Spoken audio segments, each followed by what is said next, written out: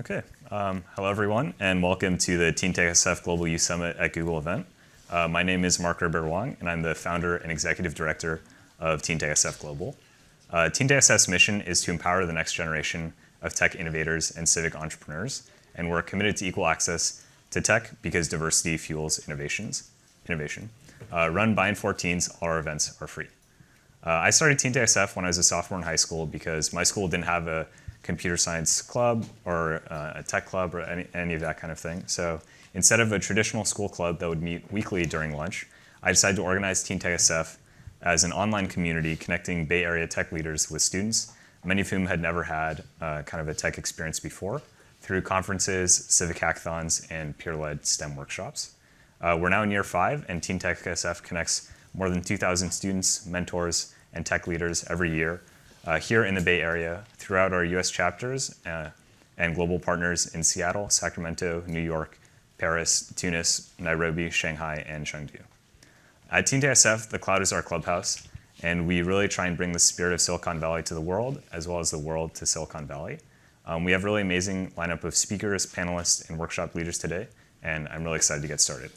But before that, I just wanted to introduce you to some of our TeenTechSF leadership team who are really responsible for this event running really smoothly. So we have Brian, who's our TeenTechSF co-president and Global Youth Summit co-chair, Harsha, who's the TeenTechSF communication and Global Youth Summit co-chair, and finally Michelle, who's the TeenTechSF co-president and STEM workshop chair. So really, I just want to thank them for all the hard work and effort they've put into organizing this event and making it a really great experience for all of you guys. I'd also like to thank Katya Minitsenka for hosting today's event here at Google and invite her up to say a few words. We're really happy to have Katya with us today for the Global Youth Summit. She's really passionate about mentoring the next generation of tech innovators, especially young women in STEM, and is currently the program manager for Google Assistant.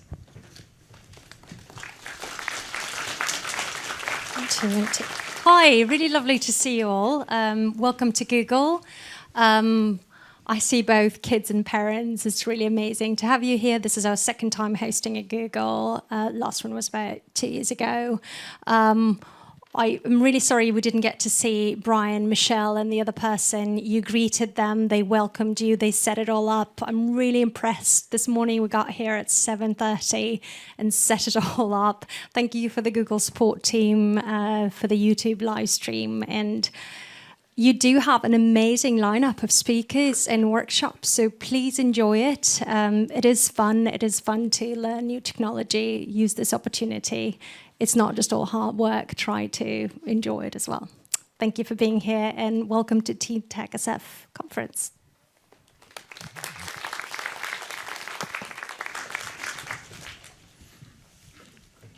Okay, so since this is TeenTechSF's 5th year anniversary and also our Global Youth Summit event, we're going to be kicking things off with some video messages and highlights from our global partners from around the world.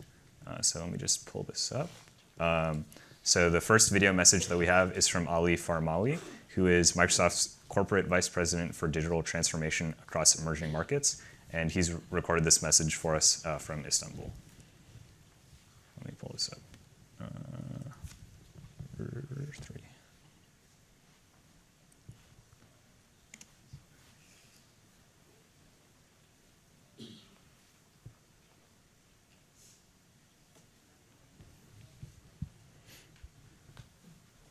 Hello, TeenTech San Francisco. My name is Ali Faramawi. I work for Microsoft. I'm a corporate vice president in charge of digital transformation projects across emerging markets. This is the second time that I get the pleasure, the honor of speaking to you guys. Mark invited me 2 years back. At that time, I was responsible for Microsoft's operations in the Middle East and Africa. Now that I've expanded my charter at work to cover more markets, and actually I think I probably have one of the best jobs in the world.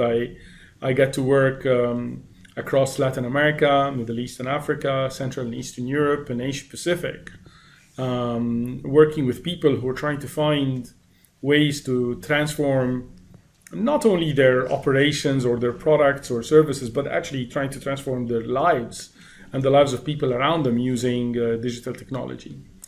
I get to learn a lot, meet a lot of smart people, and get to engage in projects that can make a big difference in people's lives and also in economic and social development. And the curve and the pace of change and capability of technology is pretty amazing. And while people may actually complain about the rise of the costs of some of the basic things like, I don't know, potatoes or food, sometimes oil, with technology we're going exactly the other way around. I don't know, I think drones are probably 100 times cheaper than what they were 10 years ago, or DNA sequencing or cloud computing sensors, that are essential for anything you do around the Internet of Things, and 300 times probably drop in price over 10 years. Storage on the cloud or computing on the cloud. So both the capability and cost, I think the IT industry at large is doing a pretty good job. The question now becomes like, so if technology is all around and technology can do many things, so what do we do with it? And we can go hours and hours on this, but what I wanted to probably address are three areas. I would put them under the broad terms of inclusion, economic development, and entrepreneurship. And I know they're kind of related, but let me try and give you a flavor of what I mean. So let's take inclusion. Like, one of the big things that you'll find, it's a growing theme in emerging market, is around financial inclusion. There's a still very large number of the population does not have any relationship with the formal economy. They do not have bank accounts. They do not have credit cards. They are just not part of that equation. And and you'd see a lot of focus in fintech, in financial technology, complementing the banks, complementing the telcos, or depending on the telcos, but all using technology. M-Pesa is the most widely used mobile payment platform, and that's in Kenya. You may actually say that Kenya is the capital of mobile payment in the world. India has some amazing solution. China as well, although maybe China should not be called an emerging market. Financial inclusion is a big one. Education, access to the best lecturers, having different types of technologies, or enabling rich educational content, whether in institution or in schools, on mobile devices, not necessarily expensive phones or expensive computers. In Microsoft, we have a platform for which is sort of like more out social networking, but within the enterprise. It's called Kaizala. It was developed by our teams in India, and then we're creating extensions to that in order to enable educational content. Either it's training for within an enterprise for their mobile workforce, or broader education. Healthcare, another element of inclusion, that is sort of like a basic right for human beings. Education, healthcare, being part of the sort of like the formal economy. I put all of these under inclusion. So let's move on to the economic development and think about e-commerce. Should e-commerce be basically the play of few large players that come from the developed markets and just leverages the low cost structure in emerging markets, while all the profits go back to the big guys?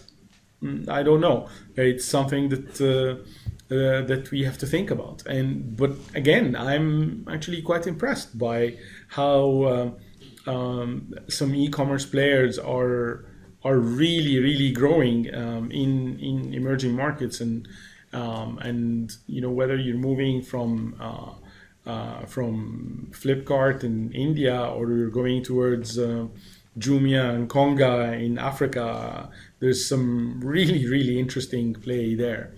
We're involved in a couple projects around precision agriculture. So this is using really sophisticated technology. I mean, there's sensors in the ground, there's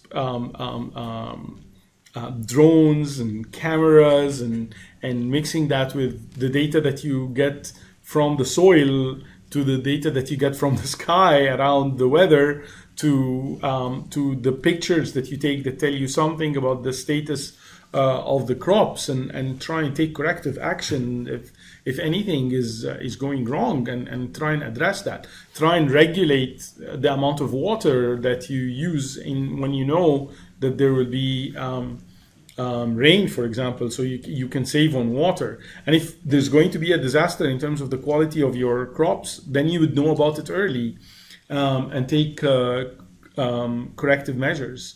And we're working on some smart projects in Guatemala to address some of those. So I think the innovation and the work there is going to come from important places where actually the usage of technology is not a luxury, but it's actually a must. Think again about the outsourcing industry, or the business process reengineering, or large companies outsourcing their work to let's say countries that have a cheaper cost base. Again, there's if you address that, some of the elements on skills and technologies and capabilities, and then mix that with artificial intelligence, you can bring out some amazing capabilities. So I think there can be a big impact on economic development. And last but not least is entrepreneurship. I mean, yes, I know that you think of Silicon Valley as the place where just near you guys, that's the place where venture capital funding is available. That's where some top universities and some great talent. Or you think of Israel, or you think of China, and maybe some parts of India. But hey, it's happening everywhere. I can see money coming in. I can see interest from either small angel investors to actually large conglomerates who are beginning to start to believe in entrepreneurs. Even the money is coming in from large organizations. I mean, you can look at the investments that companies like Google and Microsoft and Amazon and have actually put in some of the startups, or the ongoing startups who are actually no longer startups or becoming big giants. I'm sure. I mean, just take a look. Try and search for Grab and see the magnitude of the work that Grab is doing in Africa. It's a ride sharing. It's a ride sharing service. And one of the things that I really like about that is that with the money coming in, the valuation growing up is actually talent can stay in the country. I mean, I'm originally from Egypt, and one of the things I always worry about is talent leaving the home country and going everywhere, and searching for opportunity and searching for prosperity. And while I love that because it opens your eyes and you become better and you can become an ambassador for your own country, but at the same time, if it's just repeated all the time, then the country does lose a lot. So I think technology is helping now, again, one more time in hopefully retaining some of the talent.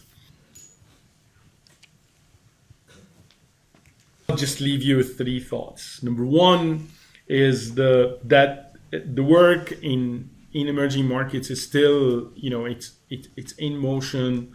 We're learning every day, but we need to accelerate and do better collectively. Number two is that there are some really, really encouraging signs. And as I told you about some examples on inclusion, on economic development, on entrepreneurship. But then the third, which is really, really, it's you are in the right zone. You are in the right place. Being interested in technology at an early age, this is an industry that will give you as much as you give her.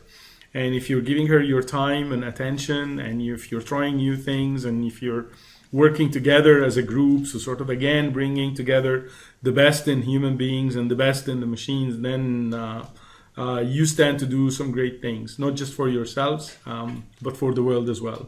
So thanks again for having me, and good luck. Bye.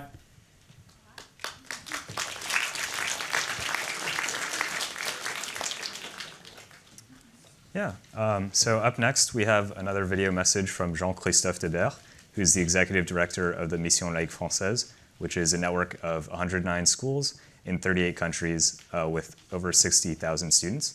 And this video message is coming to us from Paris. And yeah, Jean-Christophe Debert was one of our first global partners, and he's really interested in how technology can be used in the education space.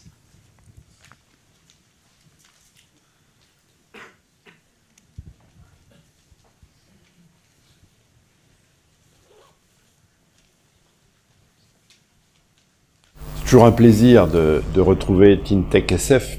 Nous l'avons vu naître et nous avons travaillé ensemble par une personne interposée. C'était Marc-Robert Wong il y a 4 ans à Saragosse, où nous sommes aujourd'hui même. C'est très intéressant cette année 2018 parce que TeenTechSF est en train de se façonner comme un réseau de partage autour d'idéaux humains, ceux des Nations Unies, et d'y mettre toute l'intelligence des technologies pour accélérer le mouvement. Et nous-mêmes, Mission Laïque Française, nous accentuons la recherche du sens de ce que peut être le numérique dans l'éducation. Et nous découvrons ce qui avait été des petites graines semées il y a 4 ans, et puis une année après à Dijon sur le même sujet, le fait que le numérique ne peut faire sens dans l'éducation que s'il s'ancre dans le concept de coopération. C'est-à-dire s'il, non pas oblige, mais s'il suscite le désir de l'ensemble des membres de la collectivité éducative autour de l'élève, chacun, non pas de sortir de son rôle, mais de mettre son rôle au service d'un accès à la connaissance, à la réussite, augmenté par l'outil numérique. C'est de ça que nous parlons pendant 4 jours, et je pense que entre vous, réseau jeune, et nous, réseau ancien qui devient jeune avec le numérique, eh bien nous sommes à peu près dans la même démarche. On a encore beaucoup de choses à se dire. Merci.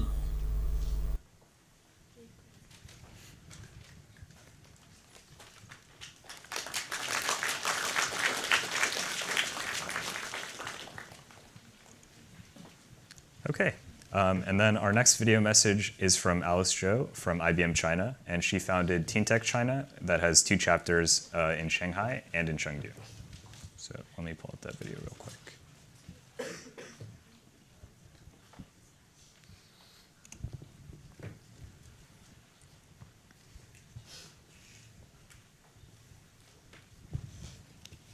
Hi everyone, my name is Alice Zhou. I'm the founder of TeenTech China with chapters in Shanghai and Chengdu. I serve as China Regional Ambassador for Technovation starting from 2017.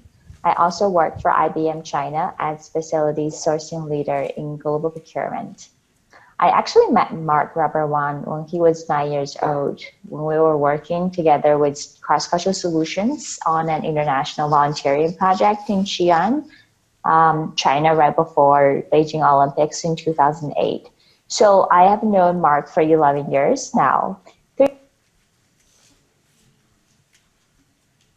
years ago, when he asked me to help start TeenTech China, I was really excited to bring this great opportunity to Chinese students, even though I wasn't quite sure how. I started with one student, Winnie, who is my friend's son in Shanghai. We met in a cafe and I told him about this idea. Surprisingly, he got so excited and told me, let's do it.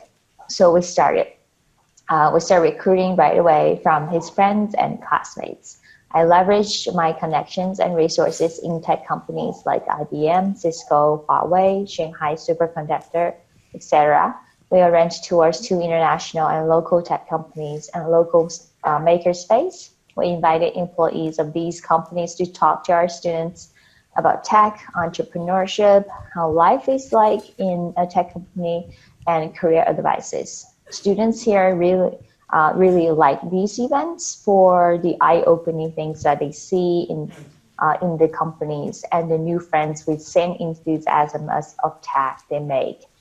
They got inspired to engage more. We helped with setup of teen tech in other continents as well. Students got international collaboration experience and got to know more about diversity and different cultures. I'm really proud of one team. Joined 2016 Global Civic Hackathon, and they won the Best First Time Hackers Award. They went to Japan for Make School Summer Camp with the scholarship they earned. In 2017, I moved to Chengdu, another city where the pandas are, and I quickly started TeenTech China in Chengdu with the tech community's help here. Mark is my angel. Mark introduced me to Technovation and encouraged me to be a mentor. Together with TeenTech China students in Shanghai, we watched a live stream of Technovation 2016 final pitch. It was really surprising to me that no China team was in the final pitch. So I decided at that moment that I want to be Technovation China ambassador instead of just be a mentor to promote it and get more Chinese girls engagement in tech and entrepreneurship. Google is actually one of the biggest sponsors of Technovation in the US.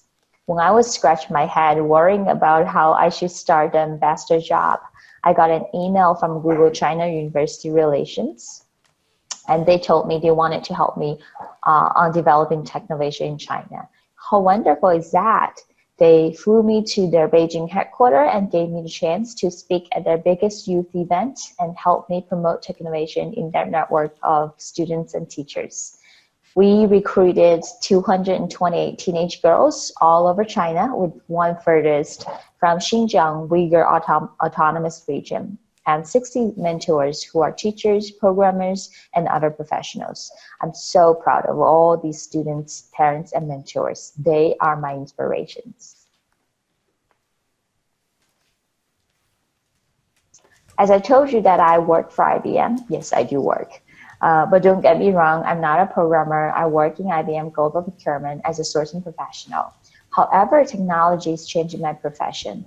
We need to always keep learning and updated about new technologies. I championed robotic process automation projects in my organization and led my team in China to study how blockchain would impact supply chain and explore with my global teammates about the possibility advanced data analytics and AI could bring to procurement.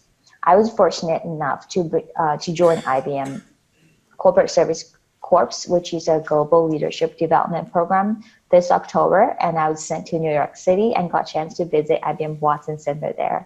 After the visit, I was so convinced that our future is going to be so much smarter and technology enabled, and every profession will be impacted and augmented by tech. My piece of advice to you all is to keep curious and love learning. Instead of waiting to be changed, go make the change and lead the change. I hope you all enjoy this great event and wish you all the success. Thank you.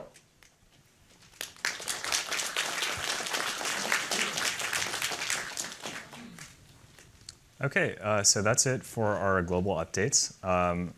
So now we're going to kind of come back to returning from our global travels. And Brian, who's our TeenTechSF co-president and also the Global Youth Summit co-chair, is going to be introducing our next speaker, who's a Silicon Valley expert on the Internet of Things. Yeah, so Brian, do you want to come up? Hello, everyone. So our first speaker is Kilton Hopkins. Kilton is the co-founder and CEO of the edge computing company EdgeWorks. He is the creator of the Eclipse IO Fog open source edge computing platform and continues to lead the architecture of that technology forward. He created an Internet of Things education program at Northeastern University and served as the IoT program director. He was also an IoT advisor to the city of San Francisco. Kilton began programming computers when he was 8 years old, starting with the Commodore 64 personal computer. He also began designing electronic circuits around that same age. He is friends with all things that speak binary. He lives in Berkeley, California with his cat, Mr. Biscuit, and his ficus tree, Benjamin.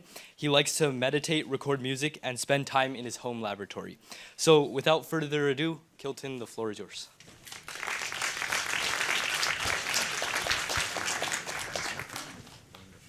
Let me get you set up. Yeah. Okay, great. And then, Let's see, that's from should we Clicker. Okay. yeah, maybe I should unplug this. Oh. 'Cause they have their own clicker, so I don't want them to Yeah, interfere. that's perfect. Yep. I'll grab this. All right, great.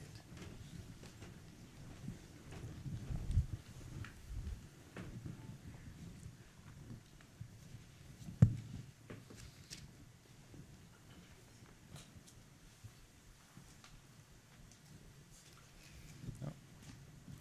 Do I need to switch to? Let's see. 1 second. Seems to have picked it up. Yeah. Cool. There we go. Okay, perfect. Okay, how's that looking? Yeah. Okay, great. Okay, can you all hear me? All right. Good morning, everybody. So we're going to talk today about tech where you live and the Internet of Things. There's going to be a whole smattering of information in here, so there will be time for questions, and then I will be around after during the networking break. So if we get really far off topic from what you expected, we'll still get a chance to get back on track. So a little bit about me. You already heard that nice introduction. The one thing that's important to know about me is that I perennially make mistakes. This is the best way, I think, to move things forward. And my favorite place to make mistakes is in my home laboratory in Berkeley. If I could, I would spend 12 hours a day here, if not 24 hours a day here. But unfortunately, after you build something that starts to work, then you have to actually be out in the world making sure that it continues to work and keep moving it forward. So what I do is I build things in my lab, whether they be electronic or chemical or whatever, and then when it's ready to commercialize, I form a company around it. And then that might take 10 years in order to finish that. So there's only so much room in a lifetime to do so many things. And I love to get back to the lab, but right now I'm running a company that came out of my lab. So we're going to talk about tech where you live, but the point of this slide is technology has been ever present in our lives. We think of this as being a technological era, but actually it's been this way the whole time. And we're going to talk about tech where you live versus tech where you work, tech where you play, but actually our technology has always been the thing that's been moving us forward. Does anybody know what this is? Yes. It is. So this transformed the amount of work required to refine cotton and get it ready for uses in clothing and so on. The amount of work that was required before this was so heavy that there would be groups and groups of people trying to refine the cotton harvest. Then this technology comes along, right? It is a technology. And it does what technology always does. It dramatically advances our production curve. So if any of you end up taking economics courses, you'll get used to these curves, these XY axis curves. And you can plot anything here, but the point is, there's a limit to what we can do. As a species, we always have some limits. You can either choose to farm or hunt, or produce manufactured goods, or produce agricultural goods, or produce charitable works versus advance investment into commercial ventures. Whatever it is you're comparing, the graph moves outward with one thing: technology. And in the example of the cotton gin, it advanced the entire curve so that every single person in society had a greater set of choices. And we have a lot of technology being developed right now that makes us wonder, like, are we in an era, a technological era? It's like, well, yes, more so than in the past, but we always have been. And so we've entered into what people call the information age. And what does that mean? Well, when you think about it, before our digital technology, information was just one concern. You might send a letter to somebody, but then you had all of those other things to take care of, and eventually the letter would come back to you, and so information moves slowly. But now information moves instantly. We call this the information age because almost everything we do involves dealing with consuming and emitting information constantly. And so up until now, we have only been consuming information with our devices. Think about your cell phone, and you use Twitter. You think of it as sending messages and seeing posts from people, but really, it's just consuming information. Same thing with Instagram. You think of it as photos and videos and looking at somebody's feed, but it is, again, just information. And the same thing with YouTube. We think of it as videos, and all we are, again, is consuming information. So our laptops, our desktops, our tablets, our phones, even the little screens in our vehicles have been all about us consuming information, and that's been our technology to date. And there's a reason why the term IT, information technology, is what we use to refer to all this stuff. It's all about sending, receiving, displaying information. Keyboards, mice, touch screens, and display screens. And things are about to change. It's about to depart from that scenario. So now we actually generate data. We don't just consume it. And this is because so is anybody wearing a Fitbit or something similar in the audience? Does anybody have any of those? Yes. So when you wear that, you're generating data. And so you're now a source of information, even if the Fitbit doesn't have a display screen on it and you don't use it to consume information. So this is the first time that our information age is giving way into something more, and we don't really know what to call it. So the term we're using right now is the Internet of Things, and we'll talk a little bit about what that means. But we can also now take action with our technology, not just display information. So think about getting a text message from someone that you know, and you're at the grocery store. They send you the text message that says, hey, could you also pick up a dozen eggs? Your phone is used to display information, and then you read it with your eyes, it goes in your brain, and you alter your plan, right? I will turn the cart around, I'll go back, I'll get eggs, and then I'll go to the checkout line.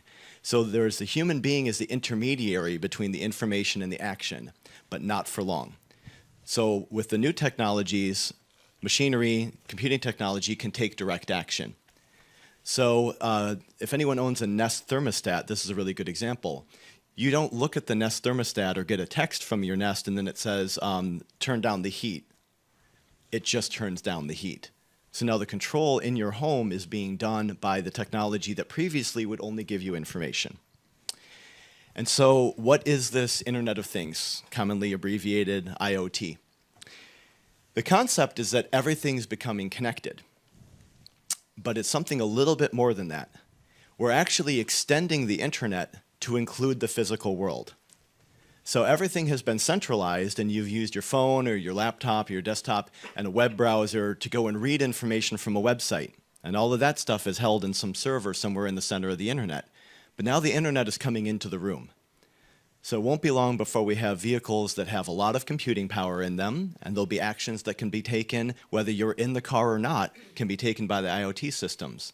And so we call it the Internet of Things for now, because we're extending the internet down to physical world, but eventually we'll probably just call it the internet. Maybe we'll have a different term for it. But it's just so new that we have kind of like we call it the cloud, right? But we're all starting to feel like the cloud kind of is the internet, right? We all know that that's one of the primary uses of the internet is cloud storage and cloud computing.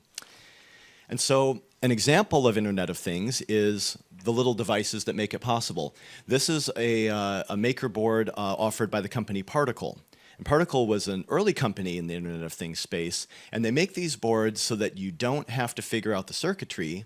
You just start programming in the language they give you, and it works on all of the particle boards. And these things are embedded in smart products that are used in the home, and smart products that are used in industry. And a company that's maybe making refrigerators does not need to figure out how to do this. They just buy it from Particle and stick it in their fridge, and now they have a smart fridge. It's pretty cool, but it's just one example. So does anybody know what this is? Yes? Raspberry Pi? Yes, it is. And so the Raspberry Pi was, there was a poll that was taken online a couple of years ago about what was the most groundbreaking, world-changing technology product of the last decade. And the Raspberry Pi won. It beat the iPhone. It beat the Tesla. It was really amazing. And it's because, although these other things are world-changing, the Raspberry Pi, it exemplifies our new era. You can buy it for $35 and you can use it for so much. And this is another model Raspberry Pi, which is the Raspberry Pi Zero. Actually, this is my favorite Raspberry Pi board. This is the Zero W. It has Wi-Fi, Bluetooth, and it only costs $10. It's fantastic. So if this costs $10, then why would I ever spend the time working with circuit engineers to try to make a special device? Why don't I just buy one of these and stick it in my product? Why don't I just buy 20 of these and put them around my house and start doing things? And that's the grand revolution of the Raspberry Pi, kind of exemplifies the IoT era. And so what does it mean for you to have tech where you live? Well, there's an opportunity. I've described some of the in-home use cases, but what if the tech where you live allows you to participate in something bigger picture for your neighborhood? Maybe you're going to participate in neighborhood security by hosting a camera that faces outward from your yard and is used to help do traffic watching and nighttime security.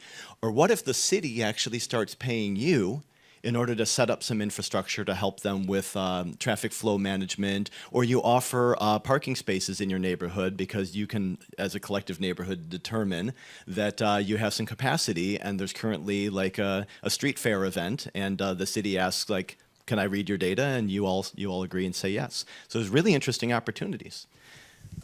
And also, it's a matter of responsibility now. So having more and more tech where you live means that you actually have a responsibility to understand the technology. You can't just buy it. There are products that have been already proven to be unsafe. And one example is a baby monitor that was so easy to hack that some rascally neighbor was actually like talking to this family's baby in its crib over the baby monitor because he figured out how to hack the wireless. So you don't want products that you don't understand opening problems in your life. You have a responsibility to understand them. Now, does that mean everybody needs to learn how to program them and build them on their own? No, that would be unreasonable. But there are certain questions that I think need to be asked. And so as consumers of and users of and makers of new technology, this is part of the picture.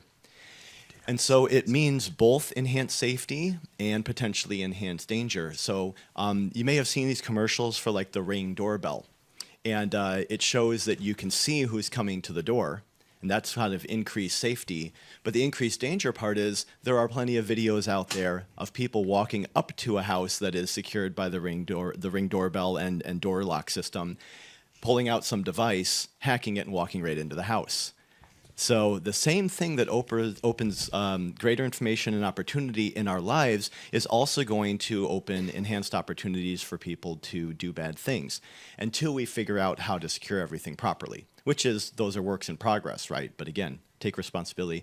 And so it means that also having tech where you live is a matter of stewardship.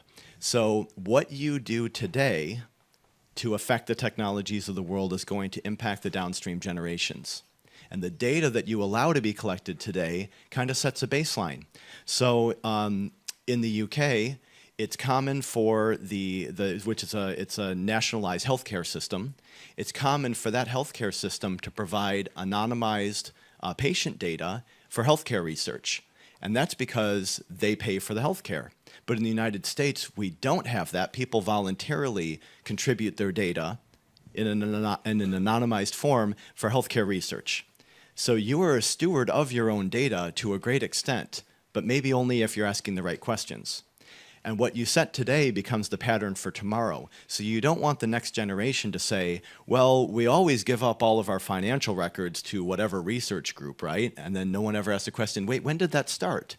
When did we agree to do that? Do I want the data about how much I toss and turn while I'm sleeping to be available? Maybe, maybe not. I should be able to make that decision. And so having tech where you live also means voting. And I don't necessarily mean voting for national or local elections. You vote with your dollars. So the products that you choose to buy over other products, it sends a signal to the makers of those products and technologies what it is that you want. And so a part of this is understanding that when you purchase things that look fascinating and then you tell your friend and your friend says, oh, that's really interesting, I want that too, you're essentially spreading the concept that this product in its current form is what the market wants and they should continue. And if something is sharing your data in a way that you don't feel comfortable with, don't buy it or return it or write to the company and say, I bought it, but I'm returning it because I just found out that all of the data about my house is being used to essentially sell me things, and I didn't know that. So vote before it's too late, because once things become super popular, your single vote can't make as much of a difference. So why is this happening now versus 20, 50 years ago, and why is it not why is it not going to happen in another 20? But why now? One reason is cheap computing. I think the $10 Raspberry Pi Zero says a lot, right? It's just $10. It's amazing. So think back to, before we had smartphones and before we had smartwatches and stuff. Every product had some little bit of digital capability, but very few things could run like real applications and software and run off of a battery. So it's just we're rapidly getting to a point of where it's just cheap enough to throw another computer at it, right? If it's just another $10. And ubiquitous connectivity. So I'm assuming everyone in the room has Wi-Fi in their home. Some of you even have Wi-Fi in your cars. But it wasn't always the case. And until there was Wi-Fi everywhere, it made it really difficult to bring technologies into the home that weren't on a laptop or a desktop. And so that means that we can take advantage of devices that are already present. If you already have a phone in your pocket, then maybe you can have a wearable that talks to that phone. And so the rise of wearables happened after smartphones because they had to. And it was many, many years ago, I think maybe 2012, I changed my signature on my iPhone. Instead of saying sent from my iPhone, it said sent from my mobile IoT gateway. And everybody would write back to me as I first changed my signature, what on earth are you talking about? And I said, well, do you have a Fitbit? And some of them would say, yeah. And I'd say, how do you think the data from the Fitbit reaches the cloud? Through that phone. If I didn't have the phone in my pocket as a gateway, there would be no way to move forward. So the smartphone unleashed this ubiquitous, omnipresent device scenario in which you said, well, they got a phone in their pocket, maybe we should send them a message, maybe we can give them an app. And we also have data technologies now that make this work. So if we didn't have data science and data analytics the way that we do now, we would have terabytes and terabytes of data that was meaningless. We wouldn't be able to do anything with it. So kind of everything's moving in tandem, allowing the current era to emerge. And we have better batteries. They're still not good enough, and I think Elon Musk would agree that we need to go much, much farther in the battery technology that we currently have in order to achieve some of our greatest visions. But the batteries we have now are far better than they were before. And cell phones are a big driver of that too. So it pays off to get better batteries. So there's been a lot more research. And of course, the internet. So before the internet was available in countries all around the world, the sharing of information was limited, and therefore products that used information remotely were very limited usefulness. And so now, of course, internet connectivity is all over the place. It makes a lot more sense to do what we're doing right now with the Internet of Things.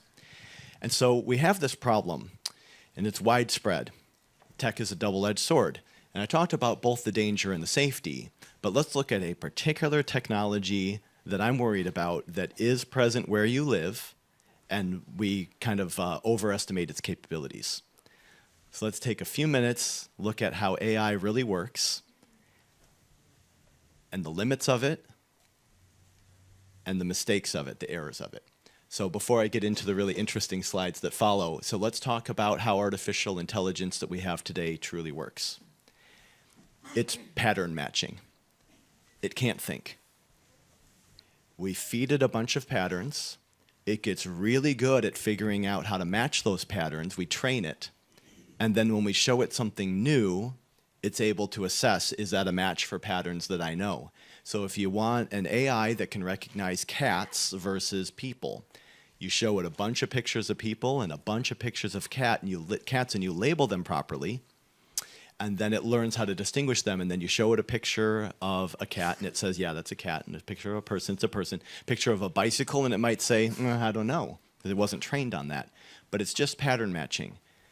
It can't think, and it doesn't know anything about us. And so when there's AI on your virtual assistant on your phone, when there's AI in your home, when you ask Alexa to perform a task for you, and the Alexa skill is to, kind of look at all of your schedule data and figure out the best time to leave the house to make the movie on time, whatever it is that you're getting from this, know that the pattern matching is not human, and it does not understand what we understand as people. It cannot think, and it can't adapt the way you might believe. So let's take a look at some errors of AI. So I talked about training for image recognition, but it was actually here at Google that people asked the AI, can you show me a picture of something? Instead of I'm going to show you a picture, you tell me what it is, generate for me a picture. And this is what it thinks things look like. It's really weird, isn't it? Inside the AI, it gets really creepy.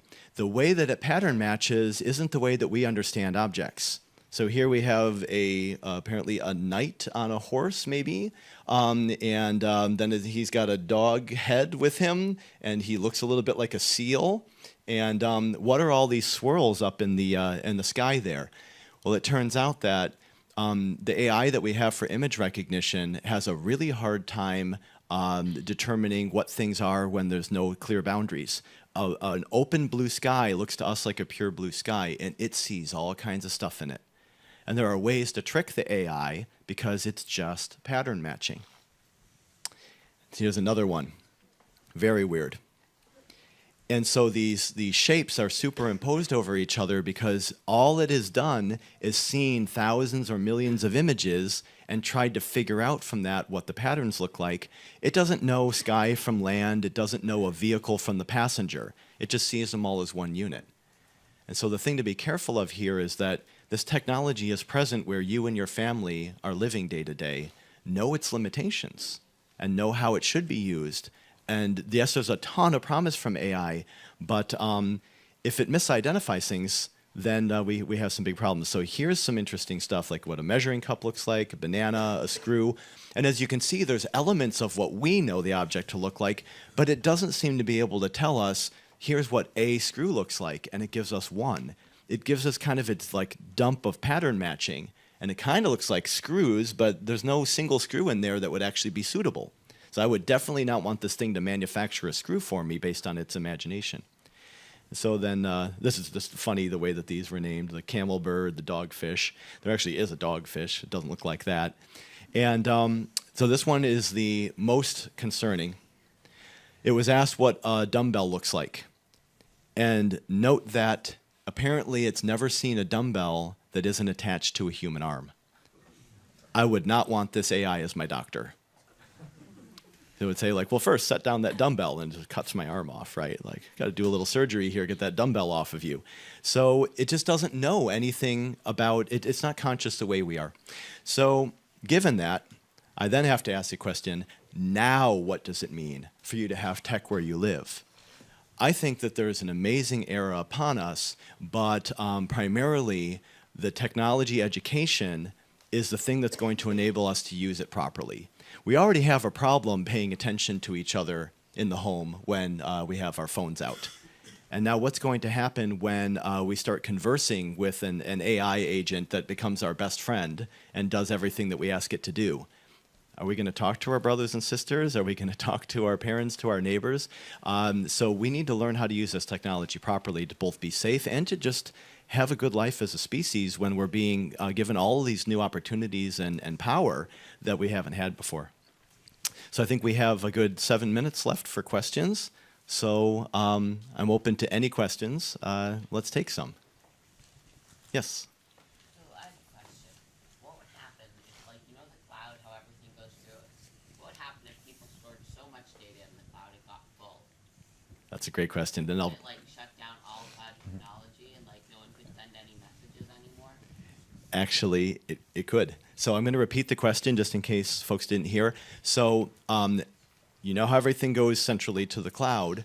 What would happen if there was so much data being stored there and so much information transferred that would it shut down? Like what would happen? And There's no space left to transmit any more data. yes, if we run out of space, what happens then? So this actually happens to be the primary concern of my startup company, Edgeworks. So if everyone in this room, well, no, that wouldn't be enough to take down. If everybody in Sunnyvale had a Nest Cam and had it running all at the same time, the internet would be inaccessible from this area. Because it's basically sending, hundreds of megabytes per hour of video to the cloud and then back down to your phone if you happen to be watching it. And there's just not enough bandwidth for us to have that happening. If everybody streamed Netflix in the entire city of Sunnyvale all at the same time, we would have a big problem. So the internet, it doesn't have infinite capacity, and there's only so much storage in the cloud. But the cloud is actually a set of servers that exists in a data center somewhere. And we call it the cloud because it's made flexible. You don't really need to know where those servers are. You can add more storage. But I'm primarily concerned about the amount of data that's going to be generated now being way more than we've handled before. We make more data now in a year than we used to make in, I forget the measurements, but it's like in the prior 5. And then if you go back 15 years, the amount of data we've made in the last 15 is more than all of human history before. And so the amount of data that's being generated in the future will be, ever more. And there are some vehicles that if you grab the sensor data off of the vehicle and you move it all to the cloud, it's terabytes generated in like a week or a month of driving. And that's just, we don't need all of it there in the cloud. And so the whole concept of edge computing is to actually move the software to where the data is being generated to do the work there and only move the stuff to the cloud that you need. So if the Internet of Things is extending the internet down into the physical world, then the cloud is useful, but it's not the only place where software is going to be run, and it's not the only place where data should be stored. And that's one way that we can circumvent it. Yeah. Cool. Yeah, sorry, guys. Just to quickly interrupt, we have a microphone set up in kind of the middle of the 2 aisles. So if you have a question, just come up to the microphone, ask the question, and then everyone on the live stream will be able to hear it as well. Oh, perfect. Thanks, Mark. Yeah. Next question.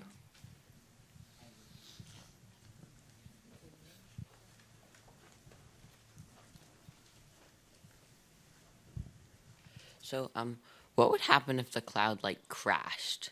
You know how a computer can crash? What would happen if everyone put their data in the cloud and then it crashed and deleted everything?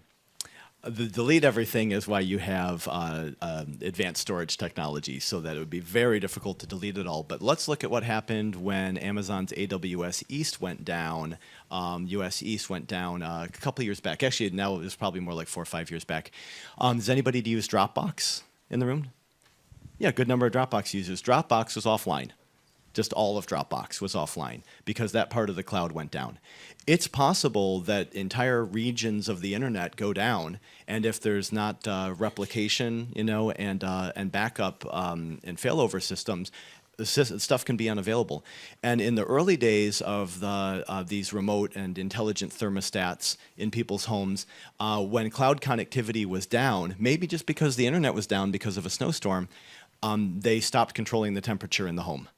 And so I'm originally from Chicago, and it gets very cold in Chicago. And so imagine if in winter a snowstorm knocks out the internet, and then your heating system stops working, not because there's anything wrong with your building, but just because the thermostat can't go get its cloud data.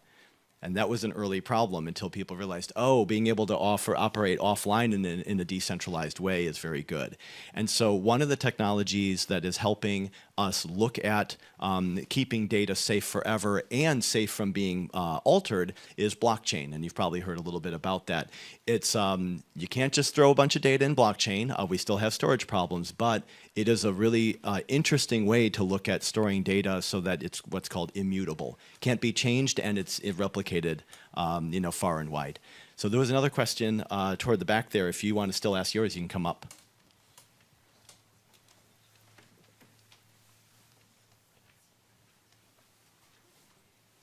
So these Tesla cars, they're like the car without driver, the Tesla cars.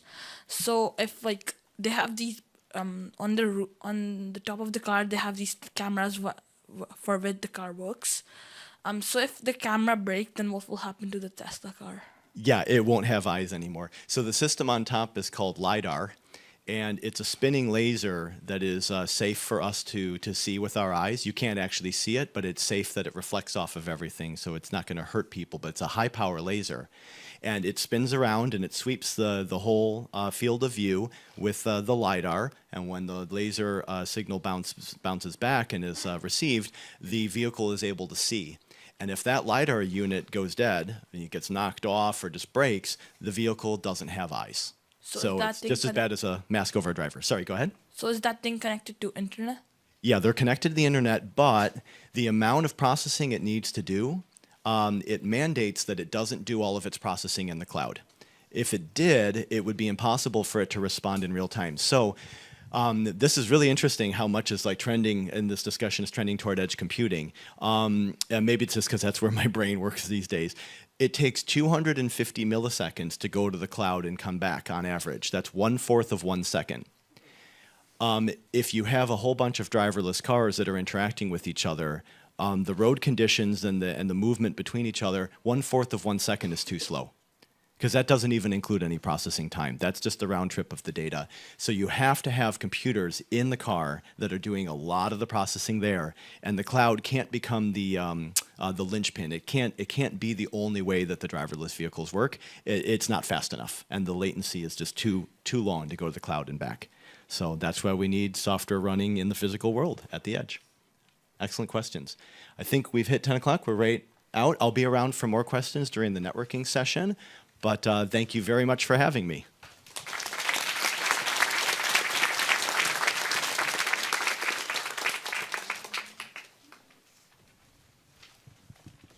Thank you. Okay. Yeah, no problem. Yeah, so up next we have the Life at Google panel. So while we set up, if you guys just want to try and think of questions that you have for people who work at Google, how they got to work here, what's their favorite part about it, that kind of thing. Just try and think of those. I have some questions prepared in advance, and then afterwards there's going to be some time for questions from the audience as well. So let's get this stuff set up. Yeah.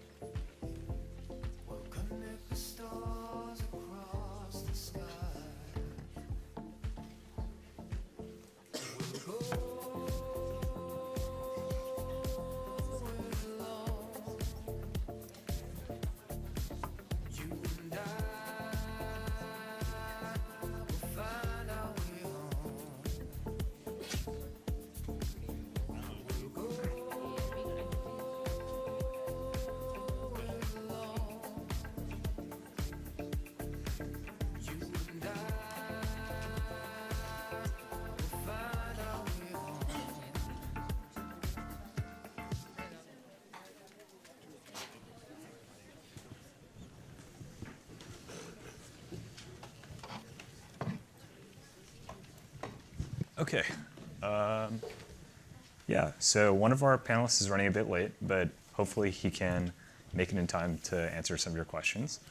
In the meantime, we can just begin in the interest of time. So first of all, I'd just like to introduce our panelists. And then, like I said, I have some questions prepared in advance for them.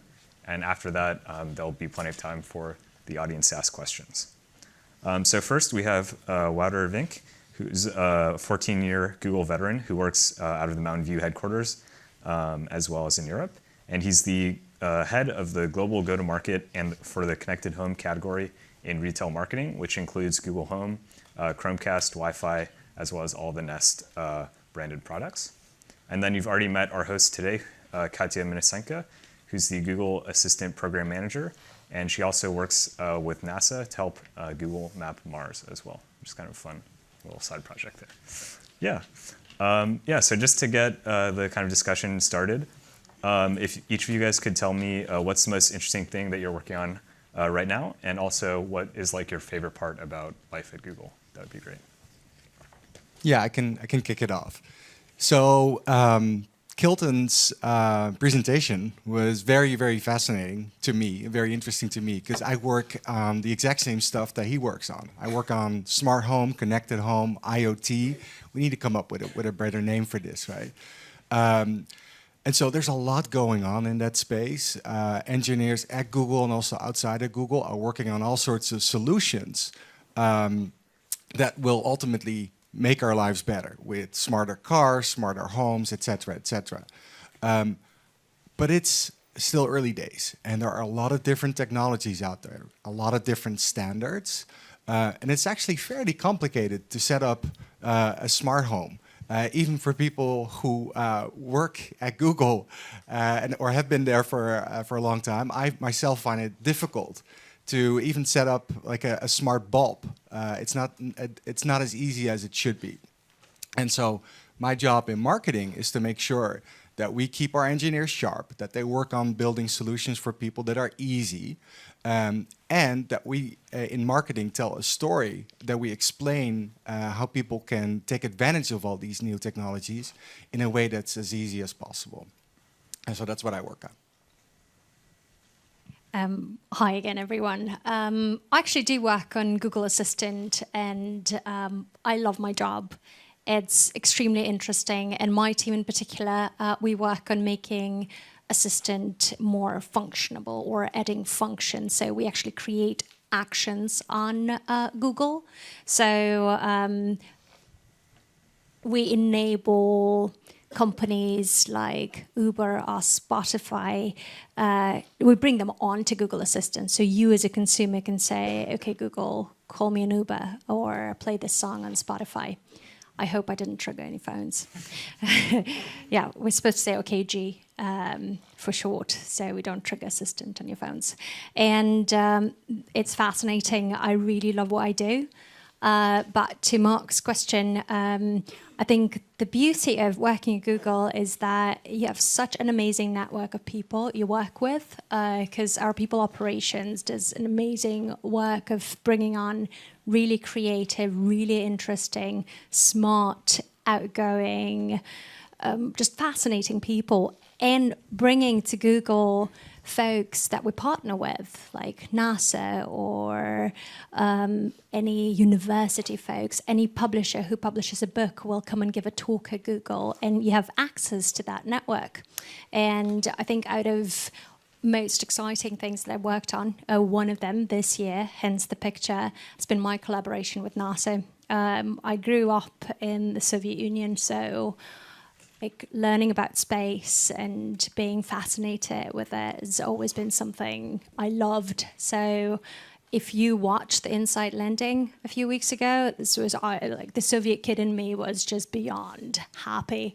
And in my collaboration with NASA, we actually this summer went to Devon Island. I'm not sure if you know, it's an uninhabited island in the high Arctic in Canada that is considered most similar to Mars geologically, and NASA's been going there for the past 22 years to do a bunch of interesting work, and not many people know about it.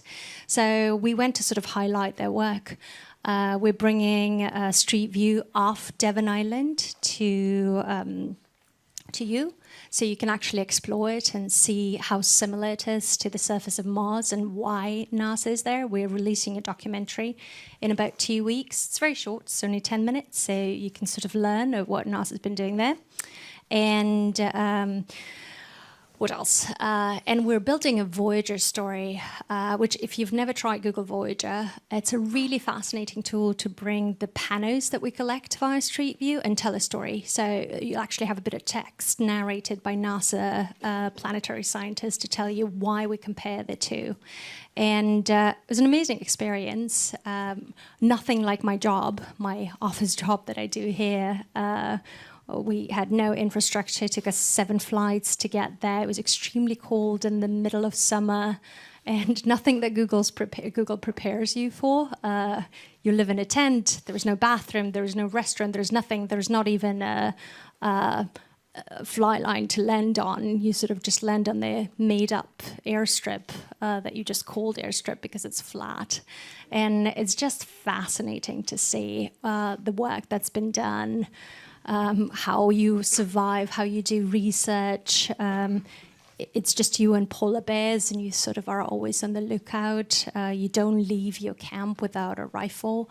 It's fascinating, and I'm so amazed that Google allows for these opportunities to be created. And I think that's just amazing, and it's just the beginning of it. Thank you for the question. Great. Yeah, so the first question that I've prepared is for Wouter.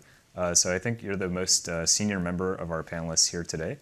So the question I have is, what is kind of the best piece of advice that you've ever received, and one thing that you wished you had done to prepare for your long career in tech when you were in high school? So I'm going to be a little bit of a contrarian here. You're here because I assume you're interested in technology and pursuing a career in technology. And I think that's amazing. At Google, we need more talent. And I think so it would be amazing if you study CS or any related field and come work at Google or any of the other companies in Silicon Valley that desperately need your talent.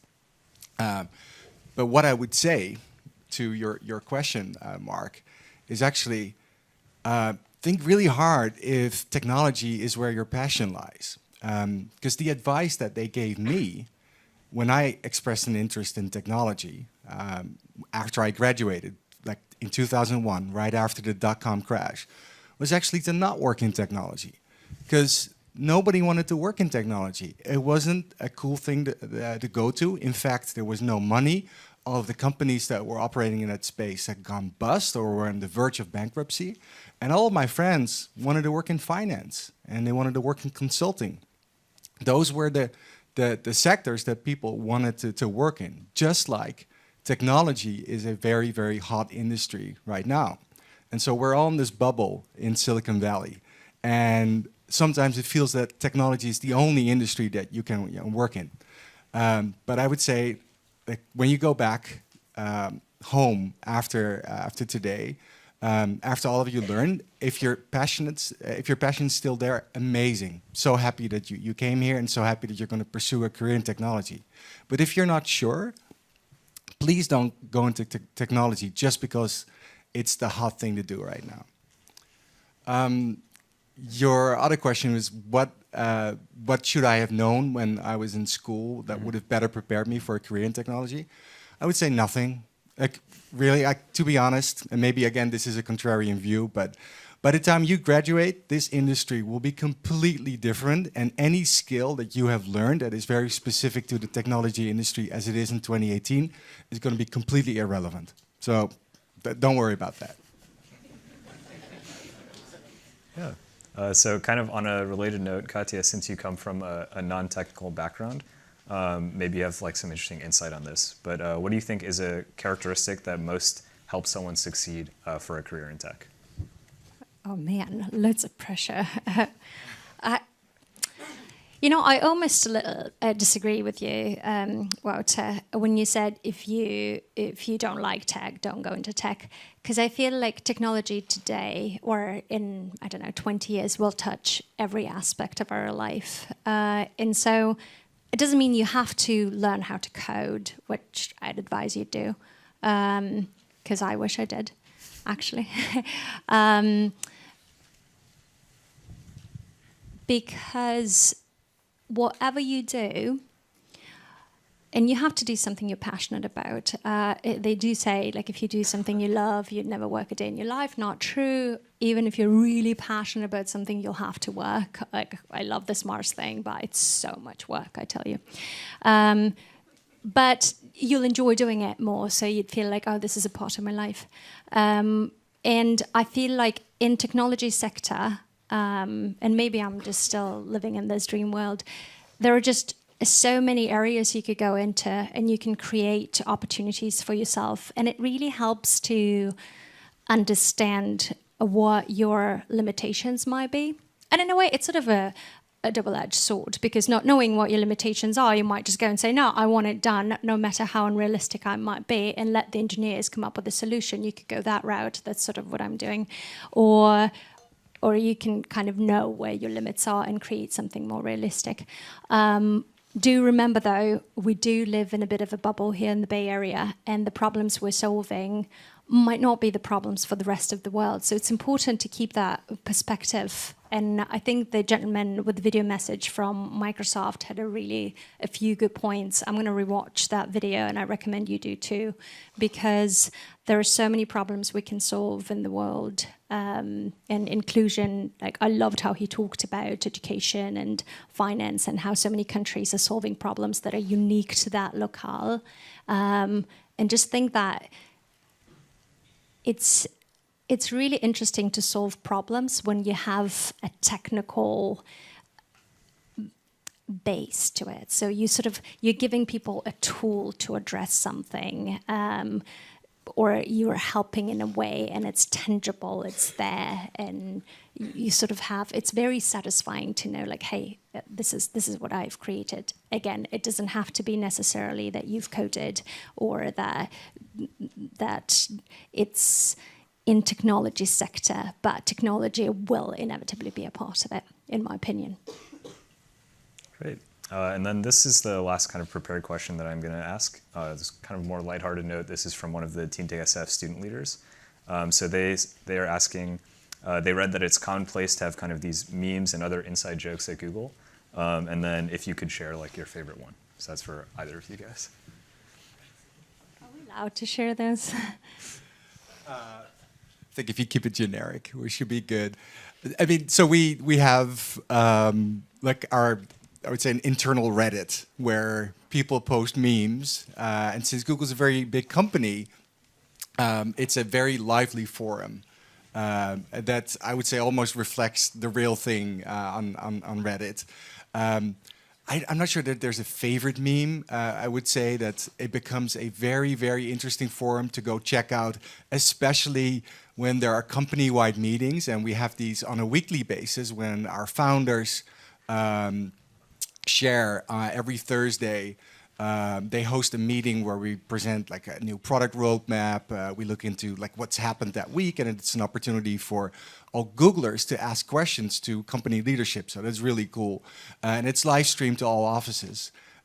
During those meetings is when this internal forum becomes very, very fascinating, because you get basically live commentary from 100,000 Googlers at the same time about what's being presented there. It's really fun. I think it's it really captures the culture of Google. I'll second that. And actually, if you go to those company-wide meetings, and we stream them to folks who work out of our EMEA offices or APAC offices, so given the time difference, they can't always comment. So a lot of it comes from the US, but you always see at those events folks with their computers or phones, because it's almost like watching a baseball game without the commentary. Like, you want that, because it's almost like you're watching two events. One, that's happening in front of you live, and second, what are people thinking about it? It's fascinating. It's really, I don't go to our Google meetings anymore, Google-wide meetings, without Meme Gen. Yeah, I really don't. But to think of one, I really can't think of one, to be honest. There are just so many, and you can upvote them or vote them down, and you can see how many people thought it was funny. but those are amazing. How do you know about them? Who asked that question? Yeah, so that's all the questions that I've prepared, at least for now. So I'm going to be opening up the floor for audience questions. And just like before, if you have a question, please come down to one of the microphones here, over here, so that everyone can hear your question, and it will also be included in the live stream and the video. Yep.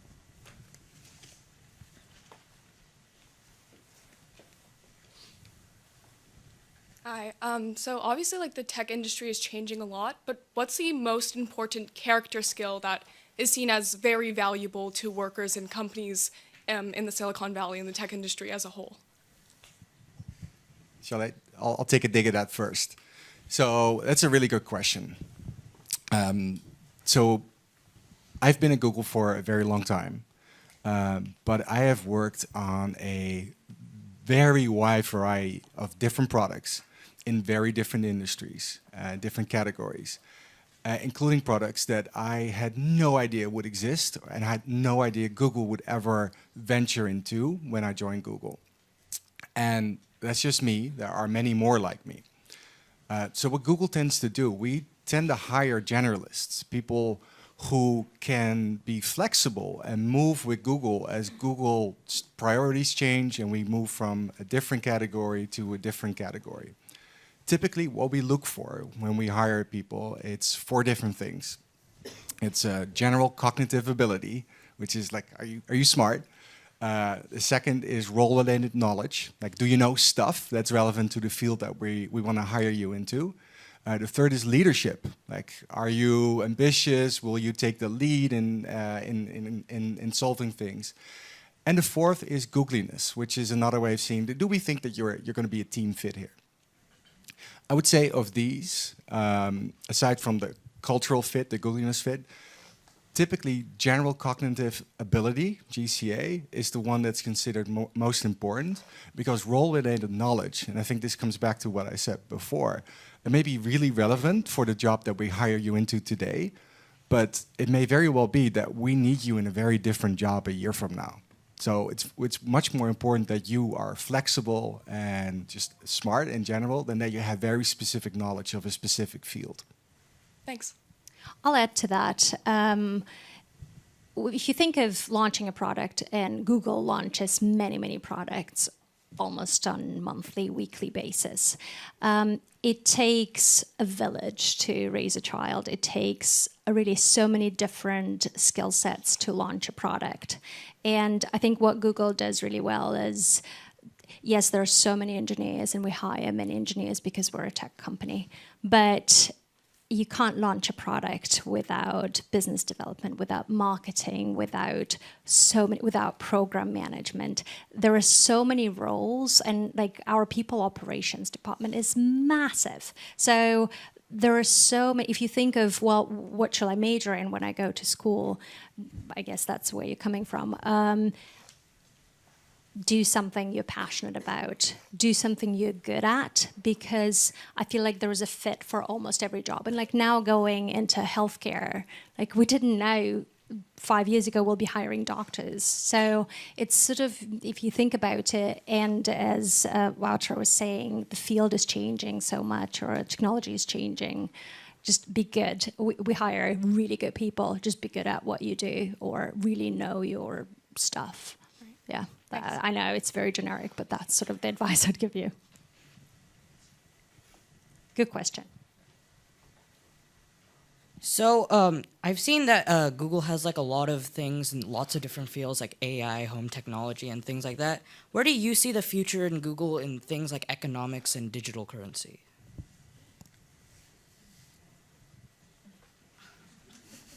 So Google's mission is to organize the world's information, make it universally accessible and useful. And there was a time when we started to venture outside of that mission, and we started to work on self-driving cars and started work on all sorts of healthcare initiatives that are amazing initiatives and super fun to do, and a technological challenge, but not necessarily part of the mission statement, not the reason that Google was founded. And so a couple of years ago, the founders decided that they wanted to reorganize the company. They created a new holding structure, Alphabet. And so some of the initiatives that really didn't fit the umbrella, the mission statement, were moved under that holding company. Specific to your question, I don't think that there is a reason for Google specifically to go into those spaces, into anything from Bitcoin, economics, et cetera, unless it serves our mission. So if there is something related to Bitcoin around organizing information that is not already solved in its current form, then that might be a good reason for Google to jump on that opportunity and do good, do better. Thank you. I don't have much to add to this. I second pretty much everything you said. It's just in general, because I do get that question a lot. Like, what can you tell me? What is Google working on? What's the next secret project that's going to come out? What's the next product going to be? The honest truth is that I don't really know, and a lot of people at Google don't really know, because aside from hardware, a lot of products don't have a multi-year long development cycle. And so our leadership, they don't always know what's going to be the next hot thing and what we should invest in. And we follow trends. And so I would go back to the trends that were presented by Kilton in the presentation before this, including many of the trends that now fuel smart home and IoT. Google didn't know what to develop specifically, but Google knew that because of changes to battery technology, internet being available not just in the homes, but in your cars and on you, etc., that this was an opportunity for us to bring products to the table. And so that's why Google is in smart home, and why we made this bet on smart home and the assistant, because we saw those trends, not because we know in advance exactly what technology category is going to be hot a year from now or 2 years from now. And I think that goes back to us trying to be, or hiring people to be flexible, to switch. So if trends change, I think Google is a company that's well equipped to sort of make a pivot and switch to something else while staying on our mission statement. Yeah, just to make a quick announcement, if you guys are interested in asking questions, it might be better to just come down and kind of line up behind the microphone, just to make it kind of more organized and efficient. Great, hi. There's so much great technology and so many powerful tools that have come out of this, and maybe Google is, one of the most powerful platforms we've really had the benefit of with this ability to organize information. Can you speak to, tools can be used for good and they can be used for things that are not so good, and we see that happening on lots of platforms, social platforms as well. How does Google look at sort of social responsibility and that the power of the tools that are being created by Google can be applied in lots of different ways? I'll start with, I'm not sure if you've ever looked at google.org and a lot of initiatives that Google's been running that don't get any light in terms of, we don't have marketing on that, or only if you're seeking the information, you can find it online. But Google, think about, I think 3 years ago, we used to get a Christmas gift every year from Google, and they switched, which was in my opinion, a really interesting pivot, where they allowed us a certain amount of money to donate to organizations that we wanted to go to. So now, as my Christmas gift, I can do that. And Google promotes us volunteering, and this is just us as employees contributing to the social good. In terms of all of Google's products available for social good, Google Suite is available to many, many NGOs and nonprofit organizations. There's a very small application process. Google products are in schools, if you think of Chromebooks, just a few examples. And to further understand the widespread of the good that Google does, do check out google.org. In terms of bad, yeah, we do get a lot of bad press for data collection, and I think Kilton said it well, like unsubscribe, just make sure it's the information, it's the fine print, read it. Every tech company that you, I don't know, talk to, that's your data. Your voice is your data. Anytime you say Alexa or Hey Google, they're collecting the information. Just read it, make sure that if it is valuable to you, you unclick certain things. It's all there. It's just us not knowing that we have to do it as a user. I want to add just real quickly. We hire people, like when we look at Googliness, we want to make sure that people subscribe to our values, which include a focus on the user, not on Google profits.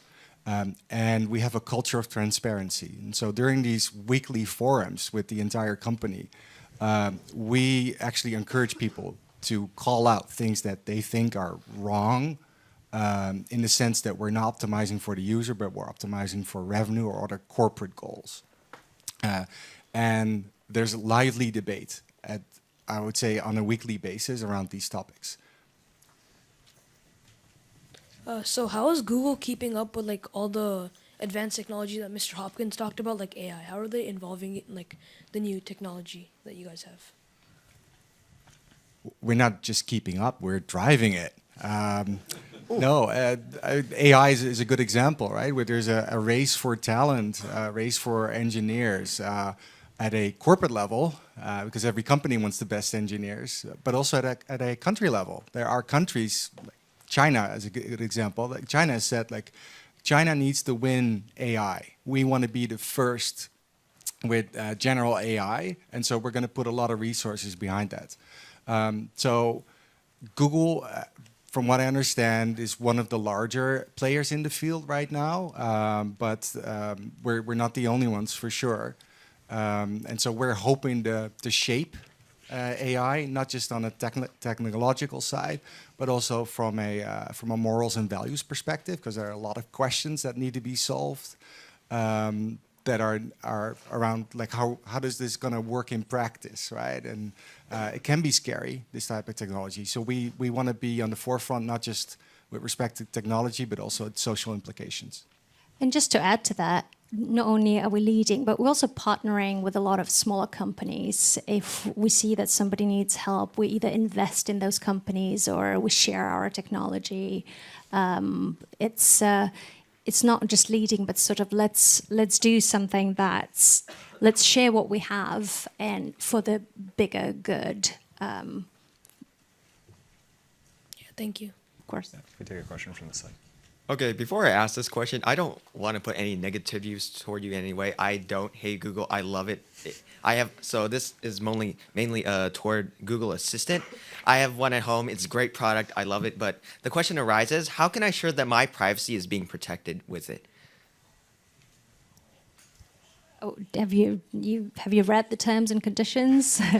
Did your parents just sign you up, or how are you doing it? Look through it, read through it. I think Kelton said it really well, unclick it. But to Wouter's point, we really do care about our users. Do provide feedback. There is a very easy feedback button if you feel like you are being fed advertisement that you didn't want, or maps are showing every location that you went to. Contact the team. Yeah, I would just add, I think with the assistant, there's you have shared data with Google before, because every search you do, you send data to Google servers. With the assistant, it's also this, you're probably worried that Google is actually recording everything you say and sending that to the cloud. And so first I would say is that you can obviously turn off the mic on any assistant device. The second is also that the hot word detection. So when you say, okay, Google, and I think the same goes for Amazon with its Alexa, that actually, and I go back to Kilton again, like the detection actually takes place on the device itself. It doesn't go to the cloud because we don't have half a second in latency and processing time, etc. So it only talks to the cloud when it needs to. Which Google product do you think is the most successful Google product at this time? I mean, sales wise, money making wise, number of people that we employ for the team? What defines success? Like sales wise. We're an ads company from that point of view. But if you think of, if I could name my favorite product, I'd say it's Assistant. I work on it.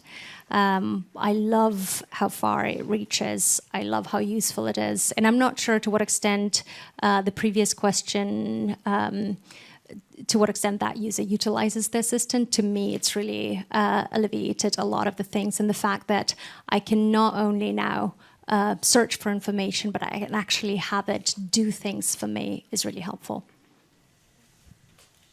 What's your favorite product? Don't try to escape. I'll keep it short, but I think like if you go back again to our mission, to organize the world's information, make it universally accessible and useful. Obviously, search, google.com has done a pretty good job delivering on that mission.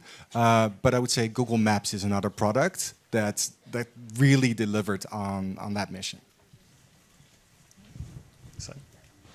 So how does the medical industry connect and revolutionize technology corporations like Google? That's a field that needs a lot of work before it can be revolutionized. But do you mean AI in medical field or any other specific aspect of it? Well, I was thinking about AI, and earlier, like Google was hiring doctors. Well, I think it's a little early to say at this point. There's so much work that's been done in this field. AI is going to be transformative for the medical field. It already is. If you see, like in some assisted operations, there's so much information online and videos where doctors are merely there to supervise the machine performing an operation. But I think in early detection, AI is going to be tremendous. Disease detection. In terms of what Google is doing in the medical field, it's too early to release that information at this point. Okay. I think we have time for 2 more questions, so I'm going to do one from this side and then one from that side. And then if you have any more questions, we're also going to have a short networking break right after this. So feel free to come up and ask your questions in person as well. Thank you for all the questions, by the way. Yeah, it's great to see so many people. So I was wondering, what's your favorite project or product or whatever that got canceled or either before or after it was released that didn't quite work out, why you were excited for it and why it got canceled? Well, my favorite didn't really get canceled. It got absorbed and combined, and it was Inbox and Gmail. They competed for a while, and then Gmail adopted all the features, which I loved and I use a lot. To me, a lot of the Google apps or products that we get to use as Googlers have a slightly different version than what's released publicly, and the features sometimes make it and sometimes they don't, and many times I feel like, why didn't they? It was so useful, and I'm still using it, and at times when I switch to my private account versus using corporate, it's almost an inconvenience, like why aren't we releasing this feature? Yeah. A couple of years ago, we had a product called Picasa, which was you could download that to your Windows or Apple computer to organize your pictures. And I was a very avid user of that application. And then all of a sudden, Google decided to stop supporting it and kill it altogether. I was super disappointed about that and didn't really understand it.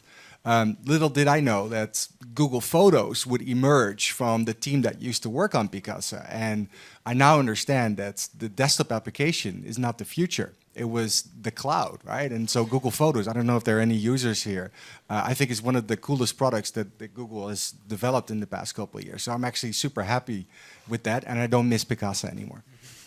And then a quick follow-up question. Do you guys make bets on how long chat apps last around Google? No comment. No, we love every team at Google. We don't make bets. Okay. And then one last question from this side. What's the work environment like at Google, and how do managers motivate their teams when you guys get stuck or don't know how to move forward? I'd say I mean, my work experience was prior to Google. I worked for the California judicial branch, the California government, and it's very different. I have to say, I'm still, and you get sort of, yes, we have food, yes, we have snacks, yes, we have gyms, and they invite amazing, inspiring speakers. You could go and visit a lecture almost every day, and there's a swimming pool. It's fantastic. It's really like in that movie, or better. They do a really good job training managers, and Google puts a lot of emphasis on management training and how to encourage people. But I don't feel like people really need encouragement to work, because you work on really cool things. It's more sort of, I don't even know if it's supervision. It's more sort of to hone the team together to make sure we're, at least in my experience, I've had some amazing managers, and it's always been more of an encouragement and let's make it done role than really management in a more traditional sense. I would add to that there's no cookie cutter approach to making sure that your team is motivated. Every individual is different, and some people just want to have a lot of freedom, and other people, they actually want to be micromanaged a little bit more. And so the only way to find that out is to ask your team, like, what level of involvement do you want, and how, like, what would you like to work on? What is exciting for you? Yeah. Okay. I think that's pretty much all the time we have. But like I said, both of our panelists are going to be sticking around for the networking break. So if you want to come up to ask some questions in person, feel free to do that. So yeah, let's give them another round of applause. That was really great. Thank you. Thanks.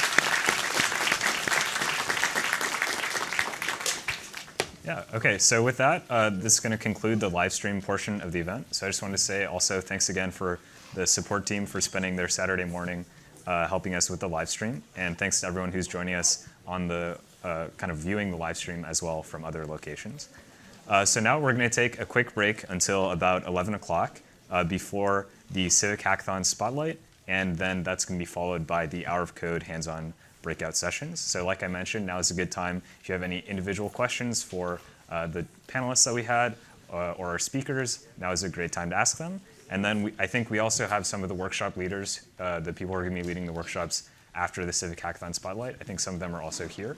So if you want to go and ask them questions in advance, feel free to do that. So yeah, be sure to meet back here at 11 a.m.